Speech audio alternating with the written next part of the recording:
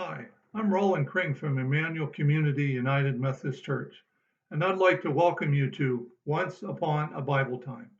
Today's story is called A Hero is Brave When God is There. Hi, Evie, Grandpa said through the computer screen. Looks like you and Eddie have been to vacation Bible school again. I like seeing you in your cape. Yes, Grandpa, today we learned about a mother who was a hero. She was really brave. That sounds exciting, said Grandpa. How did she show bravery? Well, she had a baby and put him in the river in a basket, just like this basket. She made the basket herself using grasses. She weaved the basket using grasses like these. I'd like to do that, wouldn't you, Grandpa? Edie loved making crafts, and she had recently made a placemat woven with strips of paper for her grandfather. Making a basket is something you'd be good at, Evie, but how did this make this mother brave? Oh, I forgot that part. The guy who was like a king was going to kill her baby and all the other babies, but he couldn't find little Moses because he was in the river. She saved her baby, and the king's daughter found him and adopted him. I think the king might have been called Pharaoh. Does that sound about right? That would have been in Egypt where the Israelites were slaves. Grandpa knew the story of Moses too. Yes, that's right, Evie confirmed. Did you know that when he grew up, Moses had to be brave too? God asked Moses to help free the Israelites so they wouldn't be Pharaoh's slaves anymore. Really, Grandpa? I wonder whether Moses knew about his mother putting them in the basket or that he was an Israelite. Yes, he did find out. It's a great story. Once upon a Bible time, God appeared to grown up Moses and asked for his help. God said, I hear my chosen people crying because Pharaoh is so cruel. I'm choosing you, Moses, to go to Pharaoh and tell him to free them from slavery. Moses argued with God. He wasn't sure he was brave enough. He knew Pharaoh wouldn't be happy because he needed the Israelites to do lots of work. He wasn't sure Pharaoh would even listen to him. But God promised to be with Moses and his brother Aaron. God said there would be signs and miracles to show Pharaoh that God expected his obedience. So Moses decided to be brave. He and Aaron went to Pharaoh and asked him to let the Israelites go and be free. Just as Moses expected, Pharaoh said, No. So God told Moses and Aaron that they should throw Aaron's walking stick into the ground. When they did, it turned into a giant snake right in front of Pharaoh. Wow, said Evie, I bet that scared the king. I bet he wanted to listen to God then. Nope. Pharaoh just smiled and called his best magicians. They all made their sticks turn into snakes too. See, said Pharaoh, your true God is no more powerful than the Egyptian gods. The Israelites will remain my slaves. Oh, too bad, said Evie. Don't worry, God wasn't finished yet. God's snakes ate the snakes created by the Pharaoh's magicians. And Moses and Aaron went back to Pharaoh again the next day. Moses really didn't want to. He was pretty sure Pharaoh wouldn't change his mind. But God assured him it would be okay.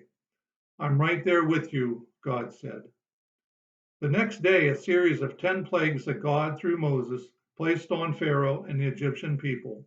Some lasted a week, some just a few days, and each one was more terrible than the last. First, God turned all the water in Egypt into blood, killing the fish and making it hard to get enough fresh water to drink. But Pharaoh told Moses he would still not let the Israelites go. Then God covered the country with frogs. After a few days, frogs were everywhere in the palace, the beds, the ovens. Pharaoh had had enough. He summoned Moses and said, Pray to your God to take away the frogs, and I will let the Israelites go. But once Moses had prayed and the frogs were gone, Pharaoh changed his mind. He was very stubborn, that Pharaoh. Sometimes I'm stubborn too, declared Evie. Mom says so. Well, you may be stubborn, but I bet you're not as stubborn as Pharaoh was. Moses didn't want to go back to Pharaoh the next day, but God told him to go, so he did. This time, God helped Aaron turn all the dust of the Egyptian desert into gnats. They bit all the people and animals and drove everyone crazy. Like mosquitoes, Grandpa? Yes, exactly. Pharaoh's magicians tried to make gnats too, but they couldn't.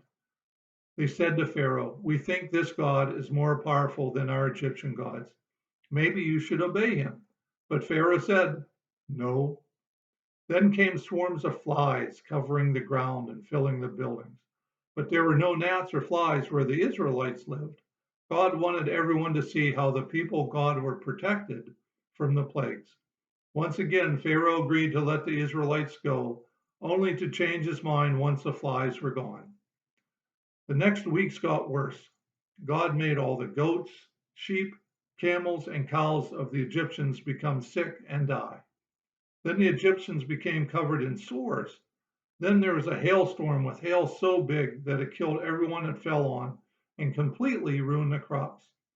Then insects came and ate every blade of grass and the leaves of every tree, filling the Egyptian houses and getting into their eyes, noses, and ears.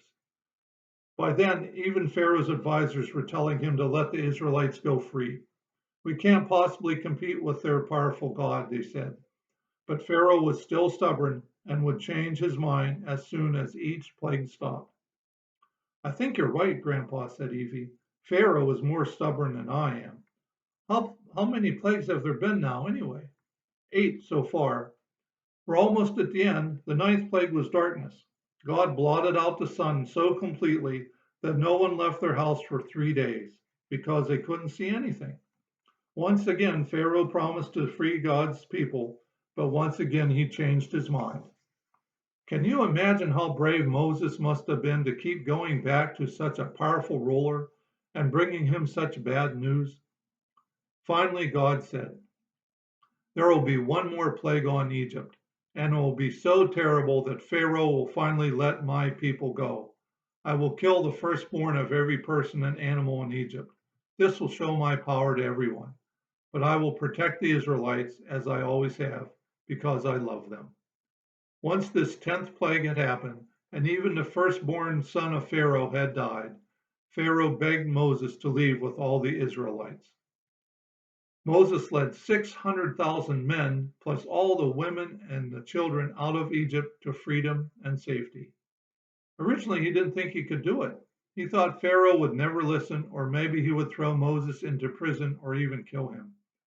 But Moses kept going back, keeping delivering God's messages. He kept being brave, even when he wanted to run away. I bet Moses' mother was very proud of how brave he was, Grandpa. Moses wasn't afraid to disobey the king, just like his mother did when he was a baby. You're right, Evie. Moses and his mother both showed bravery by doing what God wanted, even though the Pharaoh told them no. Being brave to do the right thing is a great superpower, isn't it? It sure is, Evie. Grandpa, I think I'll make a picture of Pharaoh and all the bugs and frogs and hail and stuff. Pharaoh's going to look very unhappy. I'd like to see it when you're done, Evie. Bye for now. Lots of love. They clicked off. The end.